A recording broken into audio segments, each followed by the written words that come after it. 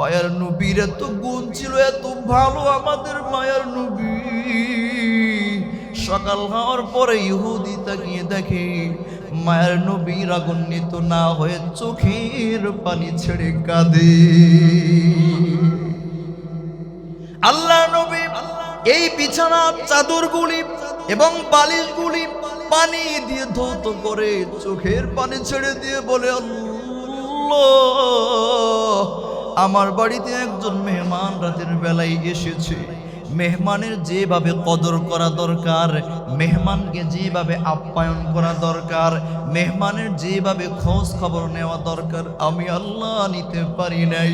তুমি মেহেরবানি করে আমাকে মাফ করে দাও। বলেন না আল্লাহু আকবার। ইহুদি ভেবেছে নবী রাগান্বিত হয়ে যাবে, কিন্তু নবী রাগ না হয়ে মায়ার নবী ওই ইহুদির জন্য আফসোস করে করে বলে, না জানি রাতের বেলায় যখন পায়খানার চাপ দিয়েছে আমার মেহমান না জানি কত কষ্ট পেয়েছে, সহ্য করতে না পেরে বিছানায় পেশাব করে দিয়েছে, পায়খানা করে দিয়েছে। আরে আমার বাবা ইব্রাহিম আলাইহিস সালামের সুন্নাত হলো মেহমানের সাথে ভালো ব্যবহার করা, আমি করতে পারলাম না, আল্লাহ তুমি আমাকে মাফ করে দাও। নবী বারবার এই কথা বলছেন। ওই ইহুদি ওখান থেকে সব শুনতেছেন, নবীর চোখের পানি থেকে সহ্য করতে পারে নাই। ওখান থেকে এসে মায়ার নবীর দুইটা পা মোবারক জড়িয়ে ধরে বলে, নবী, আমি আপনাকে পরীক্ষা করার জন্য আসছিলাম, বাস্তবে আপনি নবী কিনা, আপনার উম্মতের প্রতি আপনার দয়া মায়া আছে কিনা এটা বোঝার জন্য পরীক্ষা করার জন্য আমি আসছিলাম। আমি জানি আপনার বাবা ইব্রাহিম আলাইহিস সালামের সুন্নাত হলো ভালোভাবে মেহমানদারি করা। আপনি আপনার বাবার সুন্নাতটা পূর্ণভাবে পালন করেছেন। আপনার এখানে পায়খানা পেশাব আমি ইচ্ছাকৃতভাবে করেছি আপনাকে কষ্ট দেওয়ার জন্য। আমি আপনার পা জড়িয়ে ধরে ক্ষমা চাইলাম, মেহেরবানি করে আমাকে মাফ করে দেন। নবী সঙ্গে সঙ্গে এই লোকটাকে বুকের ভিতরে জড়িয়ে ধরলেন, কপালে চুমু খাইলেন। লোকটা নবীর ভালো ব্যবহার দেখে নবীর হাতে হাত দিয়ে কালিমা পড়ে মুসলমান হয়ে যায়। আমাদের নবীজি সাল্লাল্লাহু আলাইহি ওয়াসাল্লামকে আল্লাহ তাআলা যখন কোরআন নাজিল করলেন, জিবরিল আলাইহিস সালামকে আল্লাহ পাক রব্বুল আলামিন নবীকে সশরীরে দেখিয়েছেন মাত্র দুইবার। কয়বার? নবীজি সাল্লাল্লাহু আলাইহি ওয়াসাল্লাম জিবরিলকে তার আসল বডিতে মাত্র দুইবার দেখছেন। কয়বার? প্রথমবার হলো যখন নবীকে কোরআন দেওয়ার জন্য কোরআন নাজিল করে জিবরিল আলাইহিস সালাম এসেছিলেন সেই যে গারে হেরা, এই গার হেরার সামনে দাঁড়িয়ে জিবরিল আলাইহিস সালাম তার আসল বডি প্রকাশ করেছিলেন। আল্লাহ তাআলা জিবরিল আলাইহিস সালামকে 600 নূরের পাখা দান করেছেন। সুবহানাল্লাহ। কয় শত? একটু জোরে বলেন, কয়শ? 600 নূরের পাখা। জিবরিল বলেন, এই যে 600 নূরের পাখা আছে, এই নূরের পাখা দিয়ে প্রথম আসমান থেকে জমিনে নামতে আমার এই ডানাটা এইভাবে সামনে দিয়ে আবার পিছনে আনার আগেই, এই পিছন দিক থেকে সামনে আনার আগেই আমি প্রথম আসমান থেকে জমিনে চলে আসি। আমার দিকে তাকান। পাখিরা যখন ওড়ে তখন এইভাবে যখন ডানাটা সামনের দিক থেকে পিছনে নেয় তখন গতি বাড়ায়। কি বাড়ায়? জোরে বলেন, কি বাড়ায়? আর পিছন দিক থেকে যখন ডানাটা আবার সামনে আনে তখন পাখি তার নিজের ব্যালেন্স ঠিক রাখে। সুবহানাল্লাহ বল। তো জিবরিল বলে, আল্লাহ আমাকে 600 নূরের পাখা দিয়েছেন, আমি যখন প্রথম আসমান থেকে জমিনে আসতে চাই আমার এই ডানাটা সামনের দিক থেকে পিছনে নিয়ে পিছন থেকে সামনে নেওয়ার আগেই আমি দুনিয়াতে চলে আসি। কি বলেন, গতি কম না বেশি? কল্পনা করা যায়? প্রথম আসমান কি এখানে? আল্লাহ। দ্বিতীয়বার আল্লাহ নবী সাল্লাল্লাহু আলাইহি ওয়াসাল্লাম যখন মেরাজে গিয়েছিলেন। কোথায়? মেরাজে যাওয়ার পরে জিবরিল আলাইহিস সালামের একটা বাড়ি আছে। আমরা এখানে যারা আছি আমরা কি কেউ ঘর ছাড়া? আমাদের বাড়ি ঘর আছে না? আমাদের বাসা বাড়ি আছে না? জিবরিলেরও থাকার একটা জায়গা আছে। বাইতুল মামুরের পাশে ওনার বাসস্থান, ওখানে উনি থাকেন। ওখানে যাওয়ার পরে জিবরিল আলাইহিস সালাম তার 600 পাখাটা এইভাবে খুলে আসল যে রূপ আছে, আসল যে বডি আছে, এটা আমাদের নবীকে দেখিয়েছিলেন। সুবহানাল্লাহ। প্রিয় ভাইয়েরা আমার, নবীজিকে জিবরিল আলাইহিস সালাম কোরআন নাজিল করে আল্লাহ তাআলা পাঠিয়ে দিলেন। নবীজির কাছে জিবরিল আসলেন। আসার পরে জিবরিল আলাইহিস সালামের পা হলো জমিনে আর মাথাটা হলো আসমানে। মুসলমান ভাইয়েরা আমার, নবীজি সাল্লাল্লাহু আলাইহি ওয়াসাল্লাম এর আগে এমন দৃশ্য কোনোদিন দেখেন নাই। জিবরিল আলাইহিস সালামকে এর আগে আমাদের নবী কোনোদিন দেখেন নাই। নবীজি সাল্লাল্লাহু আলাইহি ওয়াসাল্লাম যখন দেখলেন একটা দৈত্যের মতো পা হলো জমিনে, মাথা হলো আসমানে, বিশাল বিশাল পাখা নিয়ে নবী সামনে গারে হেরার সামনে দাঁড়ানো, নবীজি সাল্লাল্লাহু আলাইহি ওয়াসাল্লামকে জিবরিল আলাইহিস সালাম এসে সর্বপ্রথম সালাম দিলেন। জোরে বলেন, কি দিলেন? সালাম দিলেন, আসসালাতু ওয়াসসালামু আলাইকা ইয়া রাসূলুল্লাহ। বলেন না সুবহানাল্লাহ। নবীকে সালাম দেওয়ার পরে নবীজি সাল্লাল্লাহু আলাইহি ওয়াসাল্লাম সালামের জবাব দিলেন। মায়ার নবীকে জিবরিল আলাইহিস সালাম জোরে একটা চাপ দিলেন। চাপ দেওয়ার পরে বলে, ইকরা, হে নবী আপনি পড়ুন। আল্লাহ নবী বললেন, মা আনা বিকারিন, আমি তো পড়তে জানি না। জিবরিল দ্বিতীয়বার চাপ দিলেন। চাপ দেওয়ার পরে নবীজিকে বললেন, এবার আপনি পড়ুন। নবীজি বললেন, আমি তো পড়তে জানি না। তৃতীয়বার আবার চাপ দিয়ে বললেন, হে নবী আপনি পড়ুন। আল্লাহ নবী সাল্লাল্লাহু আলাইহি ওয়াসাল্লাম এবার পড়ার জন্য রেডি হয়ে যায়। মায়ার নবীকে আল্লাহ পাক রব্বুল আলামিন সর্বপ্রথম যে কোরআনের আয়াত নাজিল করেছেন আপনারা সবাই জানেন। আল্লাহ বলেন, ইকরা বিসমি রাব্বিকাল্লাযী খলাক, খলাকাল ইনসানা মিন আলাক, ইকরা ওয়া রাব্বুকাল আকরাম আল্লাযী আল্লামা বিল কলম আল্লামাল ইনসানা মা লাম ইয়ালাম। আল্লাহু আকবার। এই 5 আয়াতের সর্বপ্রথম আয়াত হলো ইকরা বিসমি রাব্বিকাল্লাযী খলাক, ঠিক না? এই আয়াতের শুরুতে হলো আল্লাহ বলেন ইকরা। কি বললেন? বলেন না সবাই, কি? ইকরা শব্দের অর্থ কি? পড়ো। হে নবী আপনি পড়ুন। আচ্ছা, নবীর উপরে নাজিল হয়েছে কি বাংলা কোনো বই না কোরআন? সবাই বলেন। নবীর উপরে কোরআন নাজিল আল্লাহ করেছেন। আল্লাহ বললেন ইকরা, হে নবী আপনি পড়ুন। এ কথা বলার পরে কি নবী বাংলা বই পড়বে না কোরআন পড়বে? জোরে বলেন। নবীকে আল্লাহ কোরআন পড়তে বলেছেন, কথা বলেন ঠিক না? আর আমাদের এই মাদ্রাসাতুল আবরারে কি পড়ানো হয়? বাংলা, অঙ্ক, ইংরেজির পাশাপাশি জোরে বলেন কোরআন পড়ানো হয় কি হয় না? তাহলে কোরআন আল্লাহ নবীর উপরে নাজিল করলেন। আল্লাহর প্রথম নাজিলকৃত শব্দ হলো ইকরা, হে নবী আপনি পড়ুন।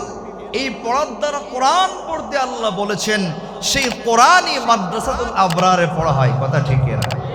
প্রিয় ভাইরা আমার, এটা বলা আমার উদ্দেশ্য না, আমি বোঝাতে চাই নবীর উপরে আল্লাহ তাআলা 5টি আয়াত নাজিল করলেন। জিবরিল আলাইহিস সালাম চলে গেলেন।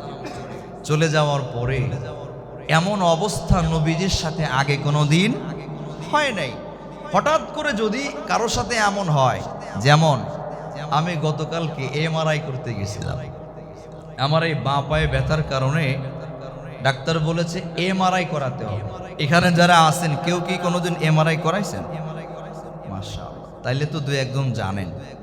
একেবারে মনে হয় কবরের ভিতরে শুয়ে আছে, কফিনের ভিতরে আছে এমন মনে হয়।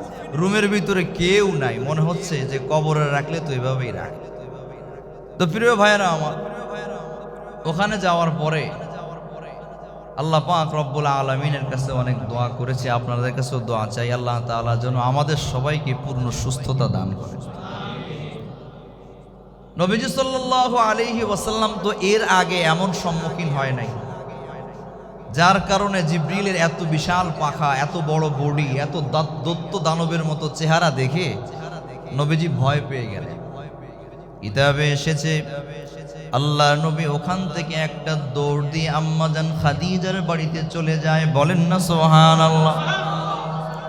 আম্মাজান খাদিজা হলো নবীজি সাল্লাল্লাহু আলাইহি ওয়াসাল্লামের প্রিয়তমা একজন স্ত্রী। কথা বলেন, নবীজির সবচাইতে মুহাব্বতের স্ত্রীদের অন্যতম আম্মাজান খাদিজা। আল্লাহ নবী একটা দৌড় মেরে আম্মাজান খাদিজার ঘরের ভিতরে ঢুকে যায়। আমার ভাইয়ের আমার দিকে তাকান, যারা বিবাহ করেছেন ভালো করে বুঝবেন, কোনো পুরুষ যদি কোনো কষ্টের ভিতরে থাকে, কোনো টেনশনে থাকে, কোনো চাপে থাকে, মারাত্মক কোনো বিপদ আসে, তার স্ত্রী যদি মনের মতো হয়, ওই স্ত্রীর কাছে যাওয়ার সঙ্গে সঙ্গে স্ত্রী যদি স্বামীকে সান্ত্বনা দেয়, সঙ্গে সঙ্গে স্বামীর মন ভালো হয়ে যায়। আল্লাহ কোরআনে বলেন, ওয়ামিন আয়াতিহি আন খালাকা লাকুম মিন আনফুসিকুম আজওয়াজা। আল্লাহ পাক রব্বুল আলামিন পবিত্র কোরআনে বলেছেন, আমি আল্লাহ তোমাদের মধ্য হতে তোমাদের সঙ্গিনী নির্বাচন করেছি। আজওয়াজা, তোমাদের স্ত্রীদেরকে তোমাদের মতোই বানিয়েছি। কেন? আমরা যদি কেউ একটা গরুকে বিবাহ করতাম, গরু কি আমাদের কথা বুঝতো? আমরা যদি একটা ছাগল বিবাহ করতাম, ছাগল কি আমাদের সাথে সংসার করতে পারতো? আল্লাহ বললেন, সাথী হিসেবে আমি আল্লাহ তোমাদের জন্য তোমাদেরই মতো একজন মানুষ, নারীকে নির্বাচন করেছি। ঠিক না? আল্লাহ বলেন কেন? আল্লাহ নিজেই বলেছেন, লিতাসকুনু ইলাইহা। বাহিরে যাওয়ার পরে কত পেরেশানি হবে, টেনশন হবে, কিন্তু ঘরে আসার পরে এই স্ত্রীর চেহারা দেখার সঙ্গে সঙ্গে সমস্ত টেনশনগুলি আল্লাহ পানি বানিয়ে দিবে। ঠিক না? আম্মাজান খাদিজা এমন ছিলেন। এই জন্য আম্মাজান খাদিজা যতদিন দুনিয়াতে বেঁচে ছিলেন, নবীজি দ্বিতীয় বিবাহ করেন। নবীজি দ্বিতীয় বিবাহ করেন নাই। আম্মাজান খাদিজার ঘরের ভিতর নবী ঢুকলেন, নবীজি মারাত্মক ভয় পেয়ে গেলেন। ভয় পাওয়ার পরে জোরে বলেন, আমাদের জ্বর আসে কি আসে না? কথা বলেন, ভয় পেলে জ্বর হয় কি হয় না? আল্লাহ নবী সাল্লাল্লাহু আলাইহি ওয়াসাল্লামের গায়ে জ্বর চলে এসেছে।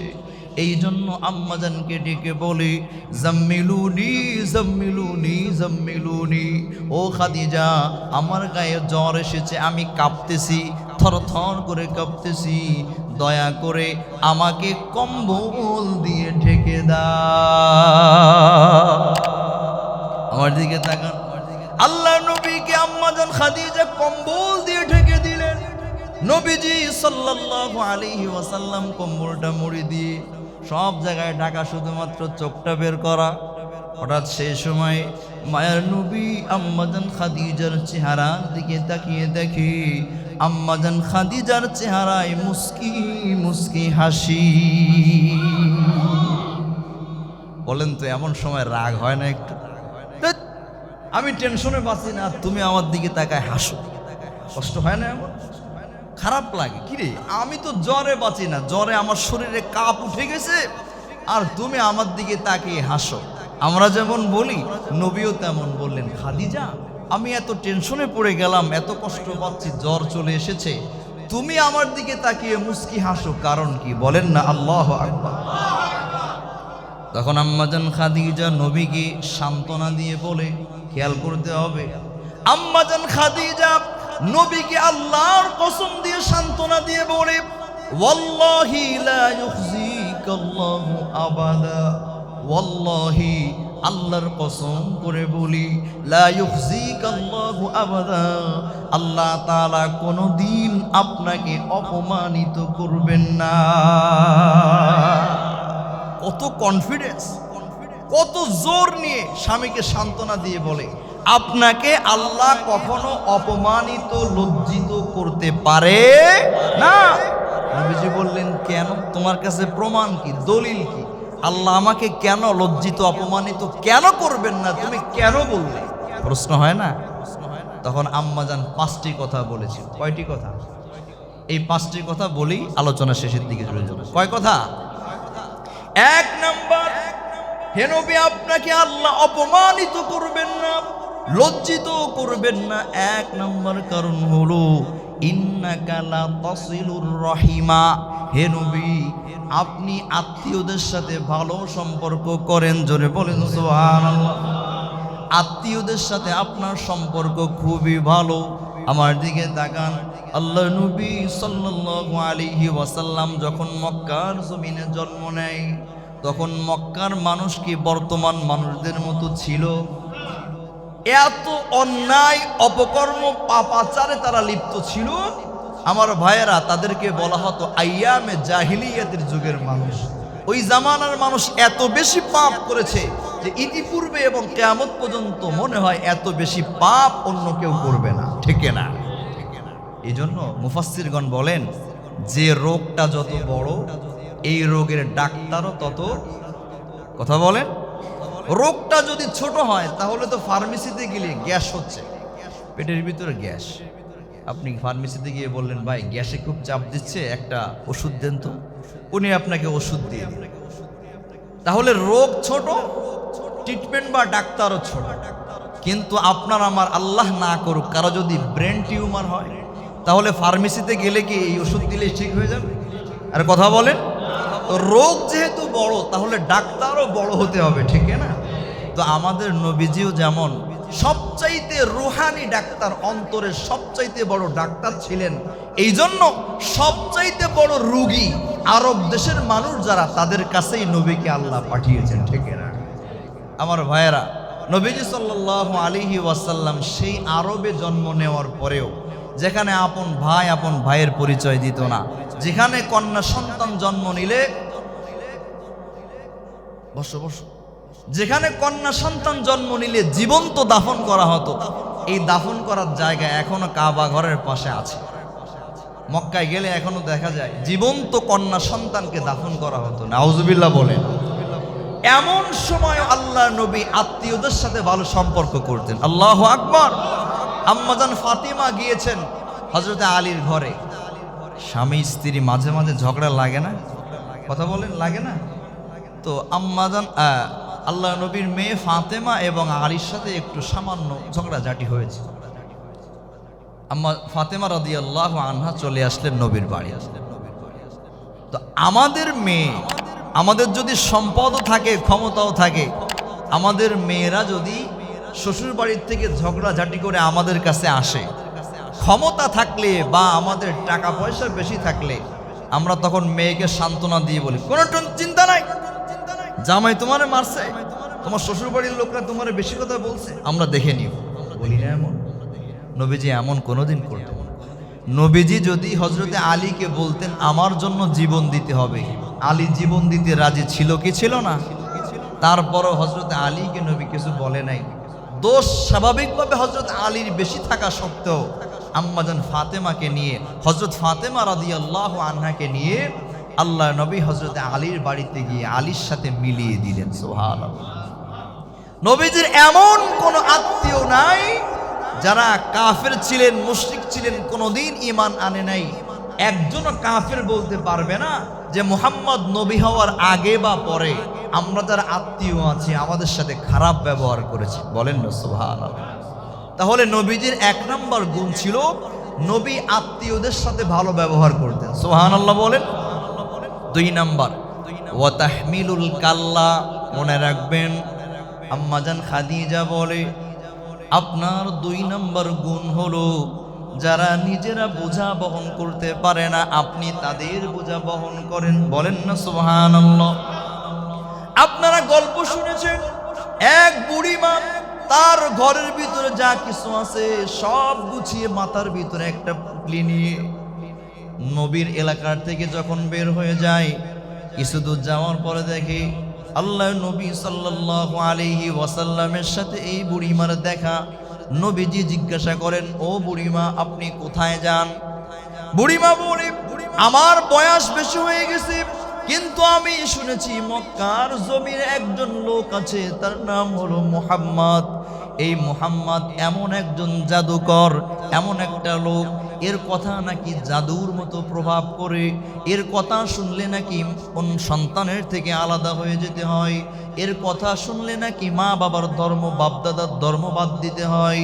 এই জন্য আমি মুহাম্মাদের ভয়ে মক্কার জমিন থেকে পালিয়ে যাই।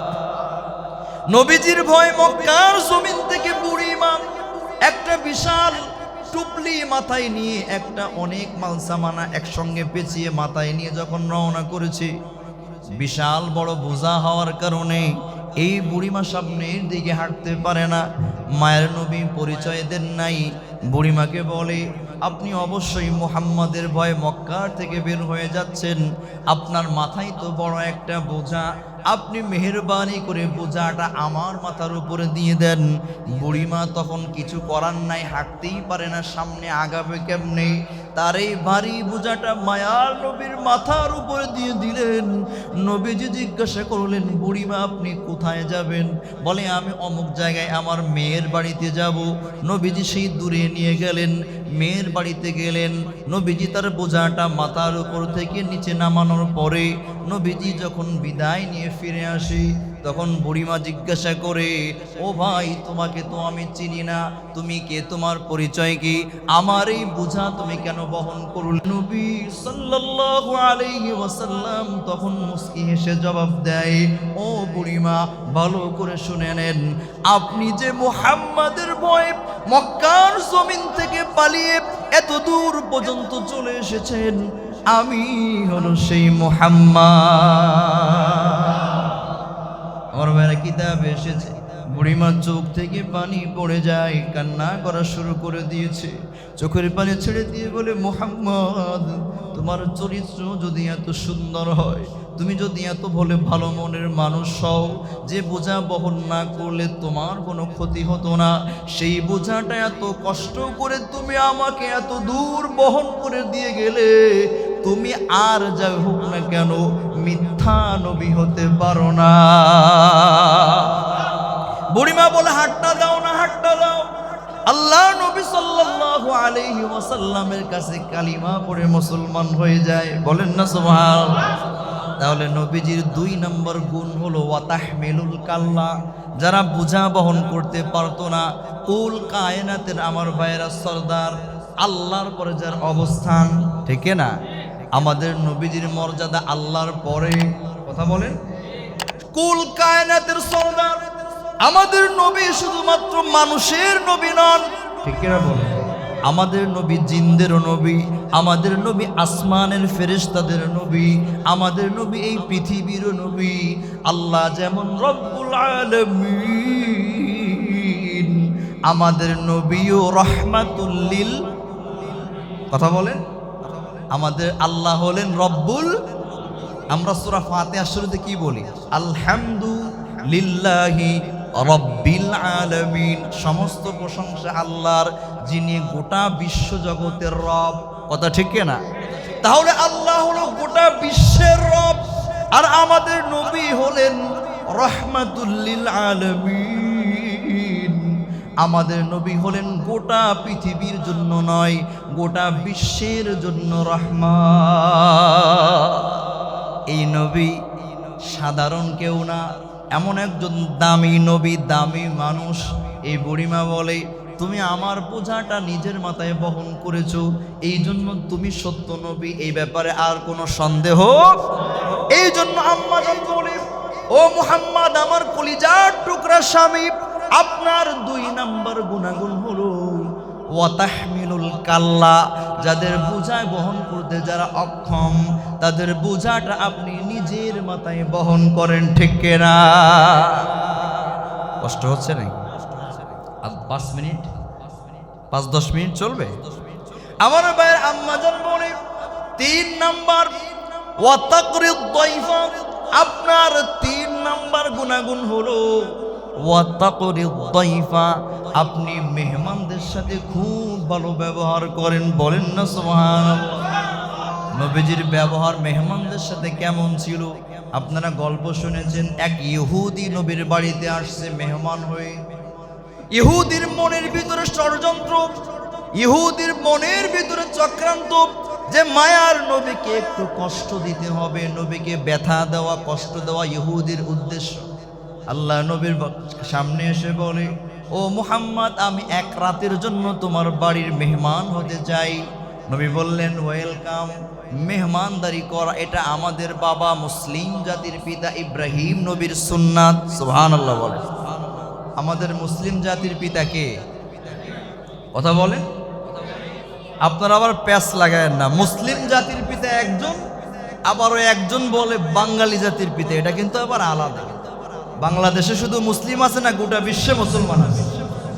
গোটা বিশ্বের মুসলিম জাতির পিতা ইব্রাহিম আলাইহিস সালাম, ঠিক না? ইব্রাহিম আলাইহিস সালামের নিয়ম হলো উনি মেহমান ছাড়া খেতেন না।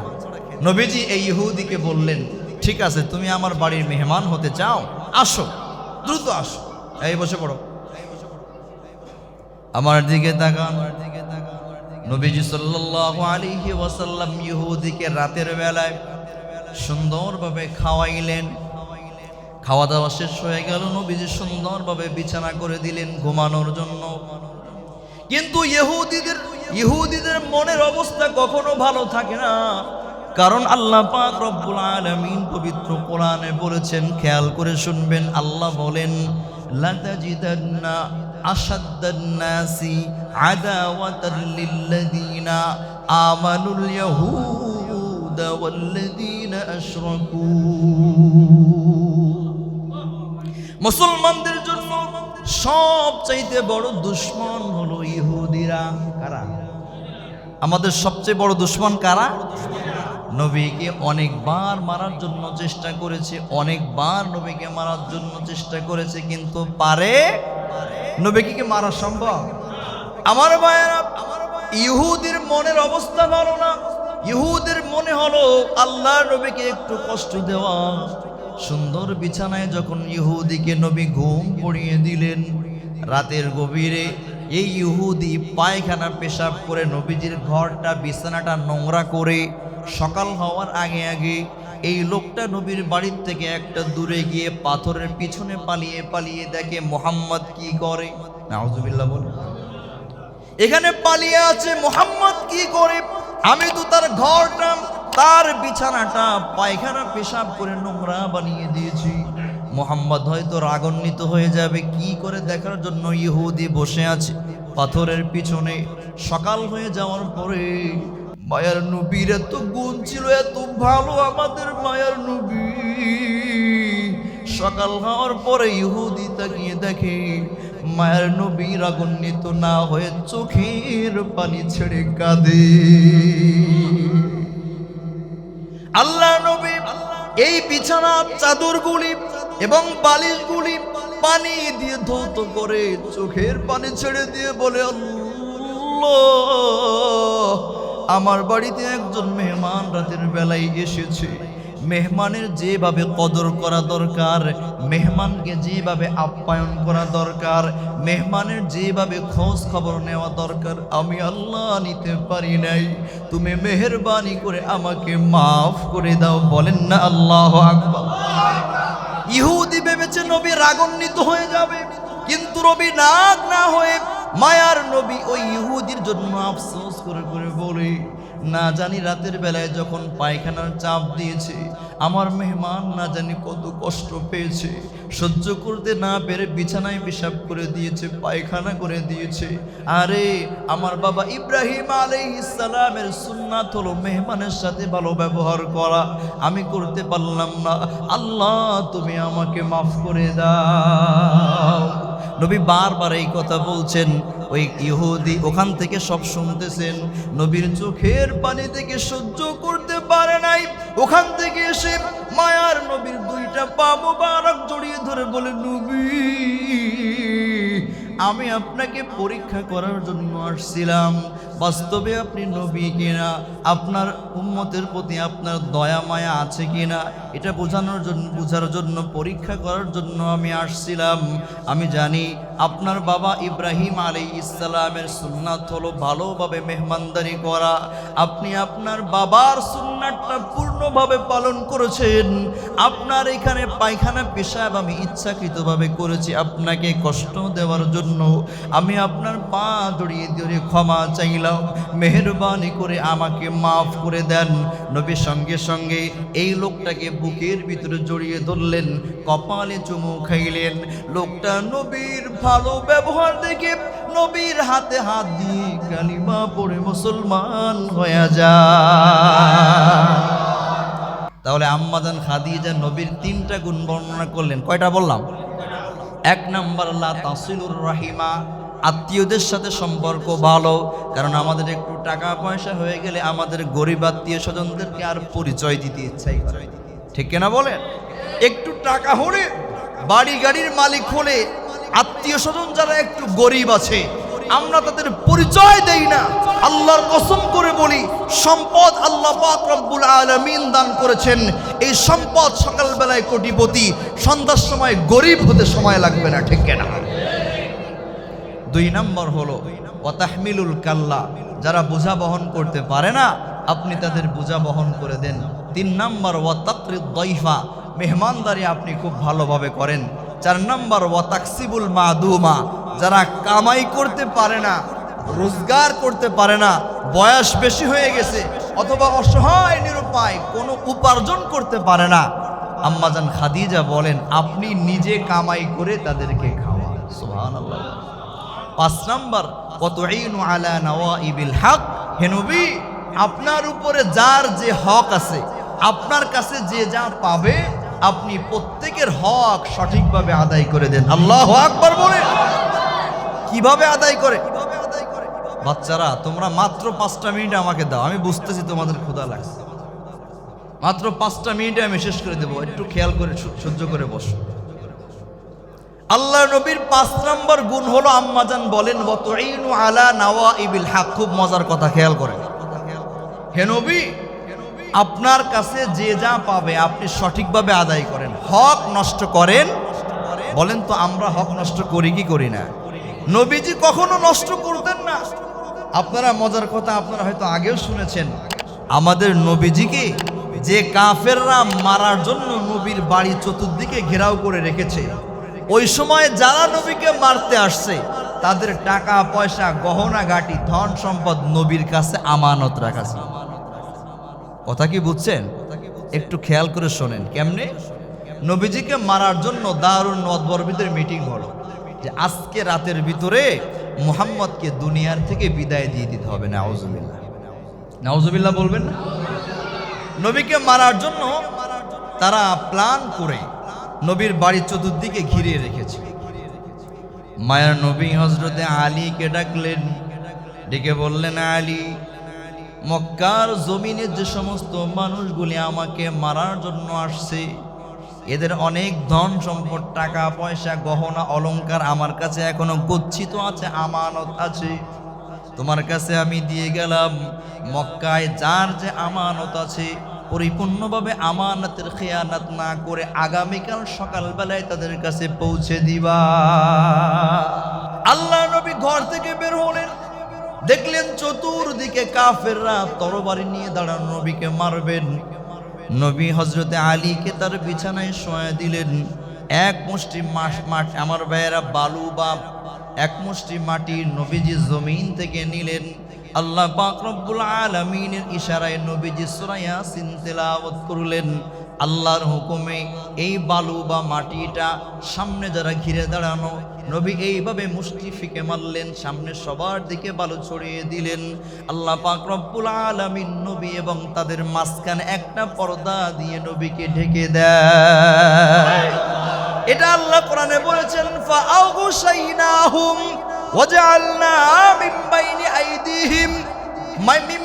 আইদিহিম ওয়া মিন খালফিহিম সাদ্দা ফাআগশাইনাহুম ফাহুম লা ইউবসিরুন।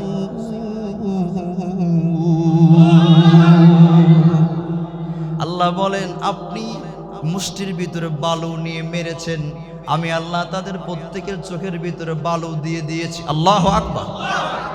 কেমনে আল্লাহু আকবার কেন বলালাম খেয়াল করেন।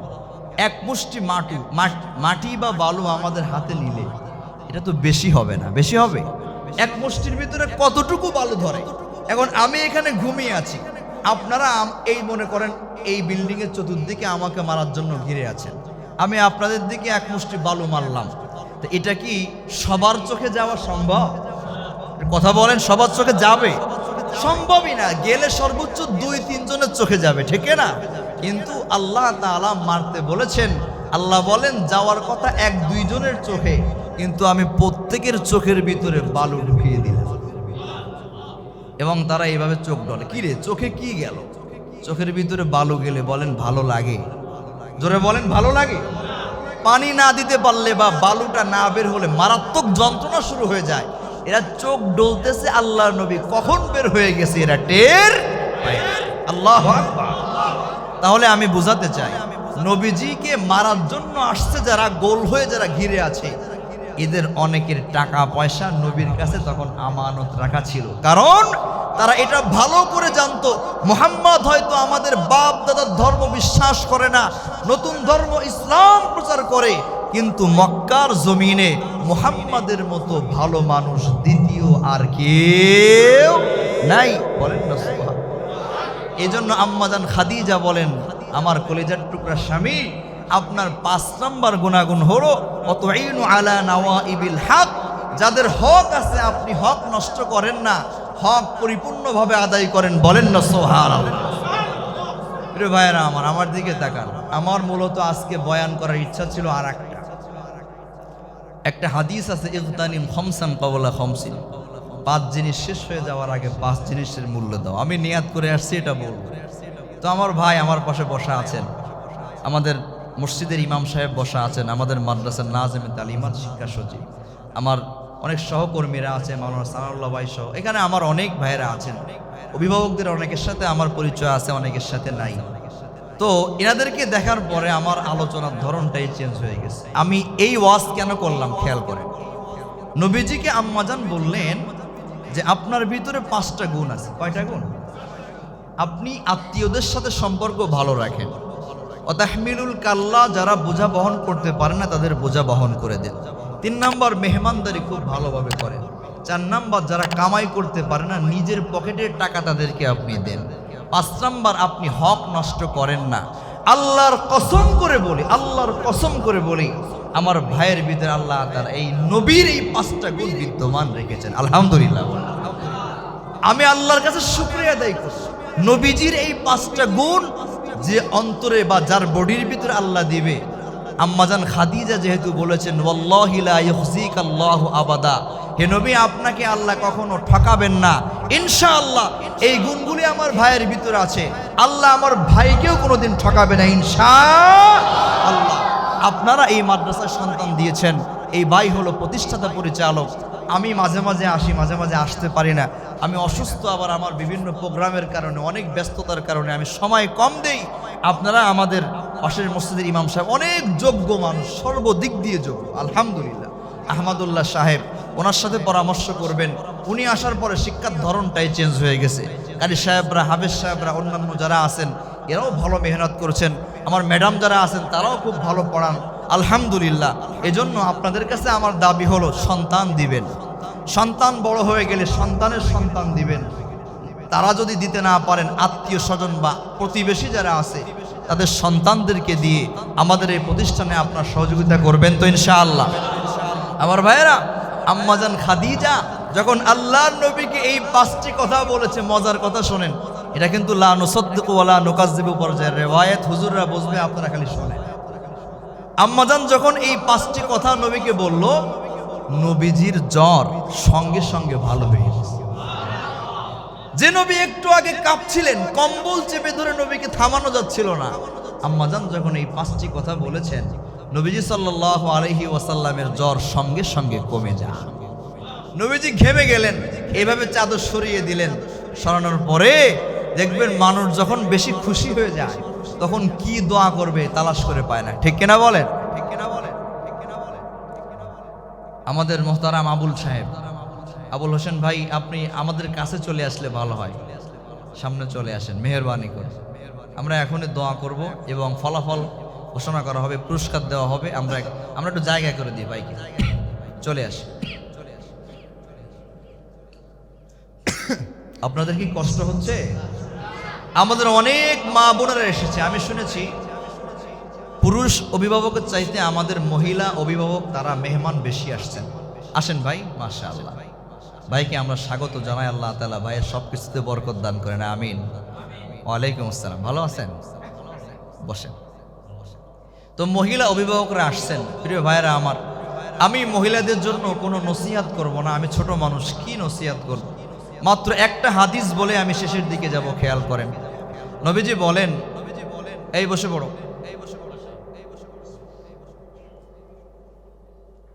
নবীজি বলেন পুরুষদের জান্নাতে যাওয়া কঠিন, পুরুষদের জান্নাতে যাওয়া অনেক কঠিন, কিন্তু মহিলাদের জান্নাতে যাওয়া সহজ।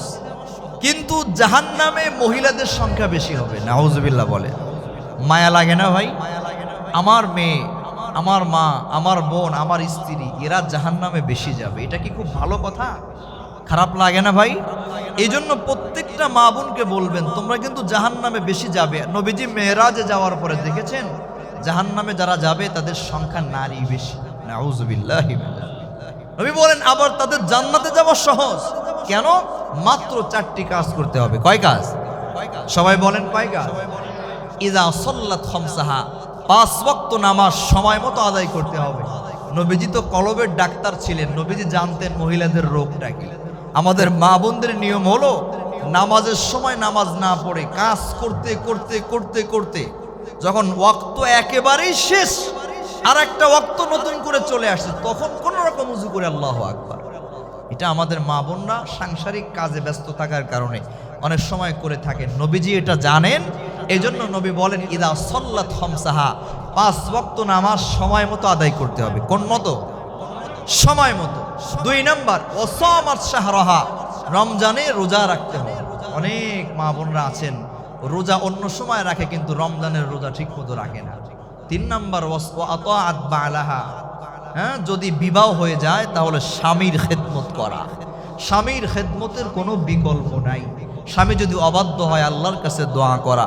স্বামী অবাধ্য হলে আল্লাহ পাক রব্বুল আলামিনের কাছে তাহাজ্জুদের নামাজে চোখের পানি ছেড়ে দোয়া করা। আর যদি বিবাহ না হয় আল্লাহর কাছে দোয়া করা, আল্লাহ তুমি আমাকে ভালো একজন জীবন সঙ্গে মিলিয়ে দাও, আমিন বলেন। তাহলে 1 নাম্বার 5 ওয়াক্ত নামাজ সময় মতো পড়া, 2 নাম্বার রমজানের রোজাগুলি ভালোভাবে রাখা, 3 নাম্বার বিবাহ হলে স্বামীর খেদমত করা, 5 নাম্বার ওয়া আহসানাত ফারজাহা, খাসভাবে পর্দা করা। কি করা?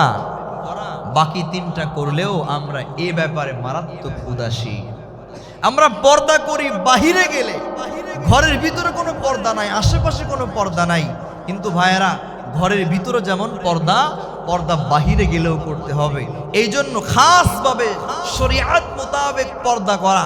প্রিয় ভাইয়েরা আমার, নবী বলেন মহিলারা যদি এই 4টা কাজ করে, আল্লাহ নবী বলেন ফালতাদখুল মিন আইয়ি আবওয়াবিল জান্নাতি শাআত, কিয়ামতের কঠিন ময়দানে আল্লাহ তাআলা তাদের সামনে জান্নাতের 8টি দরজা খুলে দিবে। ফেরেশতারা ডাকতে থাকবে, কারণ জান্নাতের এক একটা গেট থেকে এক এক দল ঢুকবে। সুবহানাল্লাহ বলেন। দেখবেন অনেক মসজিদে গেট অনেকগুলি থাকে, একটা গেট থাকে মহিলাদের ওঠার জন্য, আছে না এমন মসজিদ? বা কোনো একটা জায়গায় মহিলাদের জন্য আলাদা গেট থাকে, বাচ্চাদের জন্য আলাদা গেট থাকে, পুরুষের জন্য আলাদা গেট থাকে কি থাকে না? জান্নাতের এক একটা গেট আলাদা। কোনো গেট রোজাদারদের জন্য, কোনো গেট হলো জিহাদ যারা করেছেন তাদের জন্য, কোনো গেট হলো নামাজিদের জন্য, কোনো গেট হলো যারা যাকাত দান করেছেন তাদের জন্য। সুবহানাল্লাহ। কিন্তু মহিলারা মাত্র এই 4টা কাজ করলে এই 8টা দরজার থেকেই ফেরেশতারা ডাকতে থাকবে, ও আমার মহিলা। আল্লাহ নবী সাল্লাল্লাহু আলাইহি ওয়াসাল্লাম বলেন ফেরেশতারা ডাকবে আর বলবে তোমার যে দরজা দিয়ে মনে চায় হাসতে হাসতে জান্নাতে ঢুকে যা। কাজ কয়টি ভাই? 4টি। এই জন্য আম্মাজান খাদিজার মতো হতে, খাদিজা যখন নবীকে এই কথা বললেন যে আপনার তো এই 5টি গুনাহগুণ আছে, আল্লাহ নবীর সঙ্গে সঙ্গে জ্বর কমে যায়, বলেন না সুবহানাল্লাহ। এরপরে একটা রিওয়ায়াত কিতাবে এসেছে মানুষ যখন বেশি খুশি হয় তখন কি বলে মাঝে মাঝে টের পায় না। আমরা খুশি হয়ে গেলে অনেক আবেগে অনেক কিছু বলে ফেলি না? নবীজি তখন আবেগে খুশি হয়ে বলে ফেললেন, আল্লাহ আমাকে এবং আমার স্ত্রী খাদিজাকে জান্নাতে তুমি একটা বাঁশের ঘর বানিয়ে দাও। সুবহানাল্লাহ বলবেন না? আমি কিন্তু লা নুসাদ্দিকু নুকাযযিবু পর্যায়ের রিওয়ায়াত বলছি কি দাবি আমি পেয়েছি এই জন্য বাঁশের ঘর বানিয়ে দাও। এই কথার একটা প্রমাণও আছে। নবীজি যখন মেরাজে গেলেন, আপনারা জানেন নবী কিন্তু জান্নাতে ঘুরে দেখেছেন, দেখছেন না? সব জান্নাতের বিভিন্ন নিয়ামত, এমনকি কেউ বলেন জান্নাতের ভিতরেও আল্লাহ নবীকে আল্লাহ দেখিয়েছেন। দেখার পরে আল্লাহ ডেকে বলে, হাবিব আমার এই জান্নাতের ভিতরে যদি কোনো ফাঁক ফোকর থাকে, কোনো কিছু কমতি বা ঘাটতি মনে হয়, তাহলে আপনি বললে আমি আল্লাহ সেটা পূরণ করে দিব। সুবহানাল্লাহ। আওয়াজ দিয়ে বলুন তো, আল্লাহর জান্নাতে কোনো ঘাটতি থাকতে পারে? বলেন তো, আল্লাহর জান্নাতে কোনো কমতি আছে? সারা পৃথিবীতে যত মানুষ আছে, যত সম্পদ আছে, যত বিল্ডিং আছে, অট্টালিকা আছে, যা কিছু থাকুক না কেন, গোটা পৃথিবী মিলালে যদি এক পাল্লায় রাখা হয়, আর জান্নাতের একটা ইটের দাম সমান সমান হবে? সারা পৃথিবীর সব সম্পদ মিলালেও জান্নাতের একটা ইট কেনা যাবে না। সেই জান্নাতে কোনো ফাঁক ফোকর থাকতে পারে না, ঘাটতি থাকতে পারে না, কমতি থাকতে পারে না। কিন্তু আমাদের নবীকে আল্লাহ এত বেশি ভালোবাসে, আল্লাহ ডেকে বলে, হাবিব আপনি আমার জান্নাতের মেহমান। আপনি যেহেতু মেহমান হয়েছেন, আপনার কাছে যদি কোনো কিছু মনে হয় যে এখানে ঘাটতি আছে, আমাকে বলার সঙ্গে সঙ্গে আমি আল্লাহ জান্নাতের সেই ঘাটতি পূরণ করে দিব। এটা কেন বললেন? বলবো এটা কেন আল্লাহ বললেন? বলবো। বলার কারণ হলো, আমাদের মেয়েদেরকে যখন নতুন বিবাহ দেই,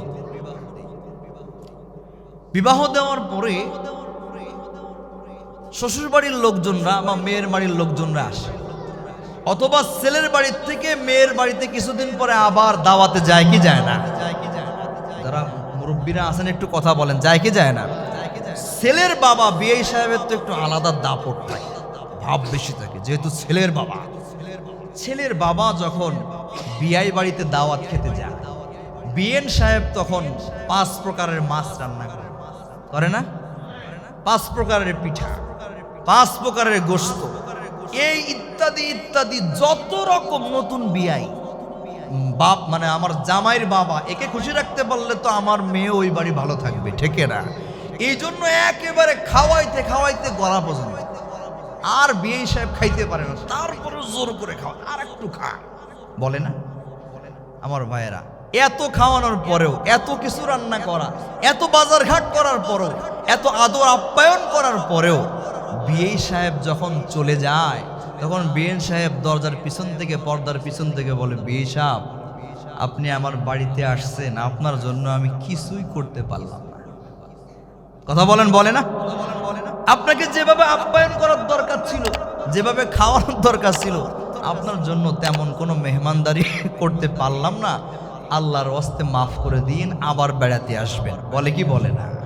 ঠিক তেমনি ভাবে এই বিআই সাহেবকে যেমন খাওয়ানোর কোনো ঘাটতি নাই, তারপরেও এটা বলা লাগে যে বিআই সাহেব কিছু করতে পারি নাই, আল্লাহ জান্নাতে কোনো ঘাটতি নাই। যেমন বিএন সাহেবকে ভালোবেসে মুহাব্বতের খাতিরে এমন বলে, আল্লাহ আমাদের নবীকে ভালোবেসে মুহাব্বতের খাতিরে বলেছেন। চিল্লায় বলেন ঠিক না? ওয়াজ করলে আরো অনেক সময় করা যাবে। এই জন্য আল্লাহ পাক রব্বুল আলামিন আমাদের মা বোনদেরকে আম্মাজান খাদিজার মতো বানিয়ে দিক। সকলে বলে আমিন। পুরুষদেরকে আবু বকর সিদ্দিক রাদিয়াল্লাহু আনহুর মতো বানিয়ে দিন, আমিন। আমাদের ছেলে মেয়েদেরকে জগৎ বিখ্যাত হাফেজ, হাফেজা, আলেম, আলেমা হওয়ার তৌফিক আল্লাহ দান করেন।